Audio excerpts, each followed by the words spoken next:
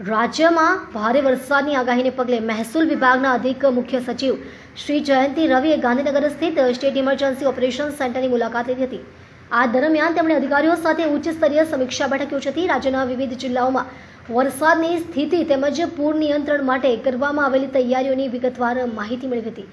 સમીક્ષા બેઠકમાં રાહત અને બચાવ કામગીરી, એનડીઆરએફ, એસડીઆરએફની તૈનાતી, સંવેદનશીલ વિસ્તારોની સ્થિતિ અને આપત્તિ વ્યવસ્થાપનની કામગીરી અંગે ચર્ચા કરવામાં આવી હતી।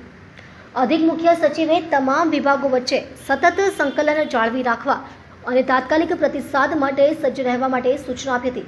શ્રી જયંતિ રવિએ રાજ્યના તમામ જિલ્લા કલેક્ટરને નીચાણવાળા વિસ્તારો, નદીઓ, ડેમો અને જળાશયોની સ્થિતિ પર સતત નજર રાખવા માટે આદેશ આપ્યા હતા। સાથે જ કોઈપણ કટોકટીની પરિસ્થિતિમાં સમયસર કાર્યવાહી કરવા, જરૂરી સાવચેતી રાખવા અને પૂર્વ તૈયારી સાથે કામગીરી સુનિશ્ચિત કરવા માટે અનુરોધ કર્યો હતો।